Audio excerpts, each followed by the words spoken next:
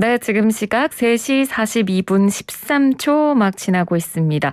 자, 이 시간은 조프로의 경제TV 시간입니다. YTN 경제부 조태현 기자 전화 연결돼 있습니다. 기자님 안녕하십니까? 네, 안녕하세요. 조태현입니다. 네, 오늘의 시황부터 먼저 정리를 해주시죠.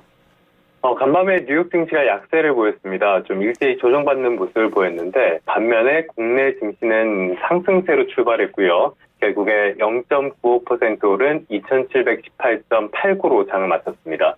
2710선을 되찾았는데요. 미국의 기준금리 인상 가능성이나 우크라이나 사태 같은 악재가 여전한 상황인데 그럼 왜 올랐냐?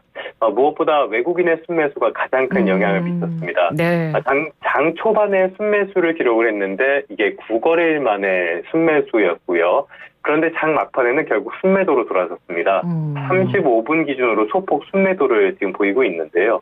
그래도 기관이 순매수를 기록하면서 일단 주가 상승을 견인하긴 했습니다. 코스닥은 1.45% 오른 931.56으로 장을 마쳤고요. 이 쌍용차 인수전이 본격화하면서 인수전에 뛰어든 기업의 주가가 들썩이는 모습을 보였는데요. 네. 어제 쌍용차 인수 의향서 접수를 마감했습니다. 여기에 KG그룹과 쌍방울그룹 그리고 파빌리언 PE가 정식으로 의향서를 제출하면서 3파전 구도가 됐습니다. 예. 다음 달 4일까지 쌍용차 예비 실사를 진행한 뒤에 최종 입찰 여부를 결정할 예정인데요. 일단은 오늘 쌍방울이 상한가를 기록했고요. 광림이나 IOK, BBN 같은 쌍방울 그룹주가 일제히 급등을 했습니다. KG그룹도 마찬가지였는데 KG스틸이나 케미칼 이스트 같은 그룹주가 역시 강세를 보였고요. 네. 하지만 이 승자는 누가 될지 이거는 조금 더 지켜봐야 될 것 같습니다. 예, 알겠습니다. 자, 아무래도 지금 경제와 관련해서 최대 관심사는 저희도 계속 언급하고 있는 이 고물가 상황을 과연 어떻게 돌파할 것인가 이 부분이 아닐까 싶은데요. 자, 관련해서 이창용 한국은행 총재 후보자 인사청문회 지금 진행이 되고 있죠. 그렇습니다. 여러 차례 이 자리에서도 소식을 전해드렸는데요. 물가를 관리하는 주무기관은 역시 중앙은행인 한국은행입니다. 물가는 기본적으로 통화적인 현상이니까요. 한국은행법 1조 1항을 봐도 통화 신용정책을 통해서 물가 안정을 도모한다고 명시되어 있습니다. 지금 같은 고물가 상황에서는 그 중요성이 더 커진다고 할 수 있는데 그런데도 한국은행 총재가 공석이어서 좀 걱정이 많은 상태였습니다. 네. 이런 상황 속에서 국회 기획재정위원회가 오늘 오전부터 이창용 후보자에 대한 인사청문회를 진행하고 있는데요. 정치적으로는 재산 형성 과정이나 분면제 같은 게 조금 쟁점이 되고는 있는데 일단은 정책에 조금 더 집중해서 질의가 진행되는 모습입니다. 예. 이창용 후보자가 모두 발언에서 여러 이야기를 했는데요. 성장세가 훼손되지 않도록 유의하면서 물가 안정이 이루어지도록 통화정책의 완화 정도를 적절한 속도로 조정하겠다고 밝혔습니다. 사실 이것도 당연하다면 당연한 이야기인데요.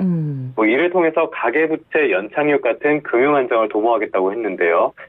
참고로 금융안정은 한국은행법 1조 2항, 그러니까 한국은행을 설립한 두 번째로 큰 이유다 이렇게 볼 수 있겠습니다. 네. 최근의 경제 상황에 대해서는 상당한 우려를 내비쳤습니다.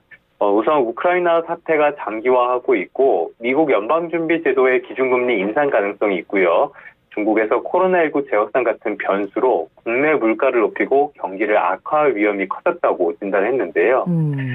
가계부채 문제에 대해서도 상당한 우려를 보여줬습니다. 증가세가 둔화하긴 했지만 여전히 부채가 많아서 금융 안정은 물론이고 성장에도 위험 요인이 될 수 있다고 진단을 했습니다.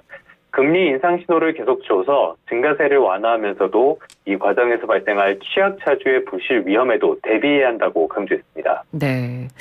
우리나라 금리 이야기도 당연히 나왔을 것 같습니다. 얼마 전에 이제 한국은행이 기준금리를 높이는 결정을 내렸기 때문에 기준금리를 높인 이유는 결국 지금 물가 상승세가 정말 심각하다고 판단했기 때문일 텐데요.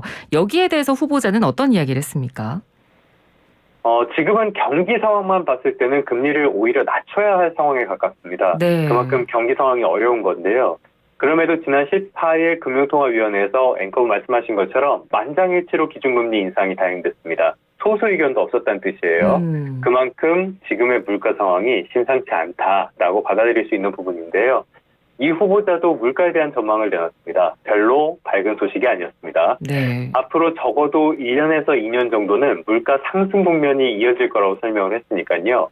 고물가 상황이 길어질 가능성이 크다라고 볼 수 있겠습니다. 그러니까 앞서서 말씀드렸던 지금 통화 정책의 운용 방안이랑 결합해서 생각을 하면은 금리 인상 가능성을 또 추가로 시사했다라고도 볼 수 있는 부분이고요. 네네. 여기서 또 하나 짚어봐야 될 게 한국은행이 지난 2월에 경제 전망을 통해서 올해 물가 상승률 전망치를 3.1%로 제시했거든요. 네. 그런데 지난달 소비자 물가 상승률이 4%가 넘는 상황이고요.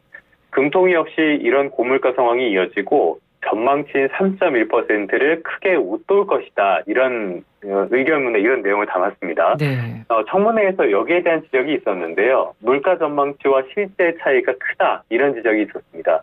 이 후보자는 물가나 경제 성장률의 예측 정확도를 높이기 위해 노력해야 한다면서 공감하는 모습을 보이기도 했고요. 지금 물가가 오르는 이유를 보면 복합적이라고 할 수 있습니다. 우선 공급 쪽에서는 국제유가 상승 같은 문제가 있고요. 네. 수요 측면에서는 문재인 정부 출범 뒤에 재정 지출이 크게 늘어난 것이 하나 있고 또 이른바 보복 소비 같은 것들도 물가에 영향을 지금 미치고 있는 상황입니다. 특히 추가 경정 예산안은 기본적으로 시장에 자금을 푸는 정책이라 물가를 더욱 자극하게 되고요. 시장 금리를 올리게 되는 측면도 있습니다. 여기에 대해서 이 후보자는 지금 추진하는 추경은 소상공인과 자영업자를 지원하는 정책이라 불가피한 선별적인 보상이라고 설명을 했고요.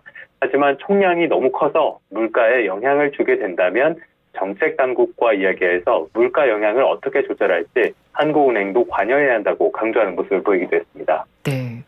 그러니까 기준금리를 올릴 수밖에 없는 상황에는 아마 다들 공감을 하실 텐데 물가를 그렇죠. 잡겠다고 네. 기준금리를 올린다라고 하면 사실 지금 대출 실수요자들의 걱정이 가장 크잖아요. 그 부분에 대한 부작용 정말 우려를 안 할 수가 없지 않겠습니까? 그렇죠. 취약차주 같은 취약계층들 큰 충격을 받을 수 있습니다. 네. 기존 대출금리가 오르고요. 대출을 받기도 어려워지기 때문인데요. 또 시중에 자금이 줄어드니까 전반적인 경기 자체의 부담으로 작용하게 됩니다. 그러니까 경기 회복에도 제동이 걸릴 가능성이 생긴다는 거죠. 그렇지만 지금은 선제적으로 금리 인상 신호를 줘서 기대의 심리를 안정시키는 방향으로 가야 된다고 설명하는 모습을 보였습니다. 네. 물가가 올랐다고 금리를 빠른 속도로 올리면 취약계층에 굉장히 많은 부작용이 생기긴 하지만 지금은 그 물가가 더 우선이다. 이런 설명이라고 볼 수 있겠고요. 네. 지금 문제 가운데 하나가 물가 상승 심리입니다. 그러니까 이거를 기대 인플레이션이라고 하는데요.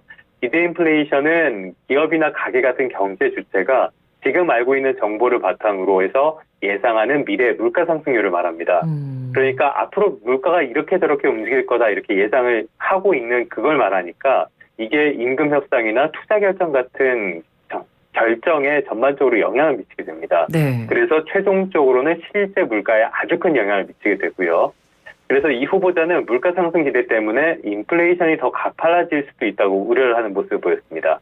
인기가 없더라도 시장에 신호를 줘서 물가가 더 크게 오르지 않도록 하겠다는 겁니다. 네. 그리고 가계부채도 계속 문제가 되고 있는데요. 이게 급증한 원인 가운데 하나가 부동산 정책 실패죠.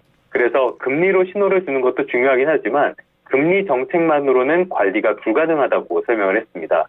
범정부의 태스크포스를 만들어서 종합적인 해법을 마련해야 한다고 강조했습니다. 네, 알겠습니다.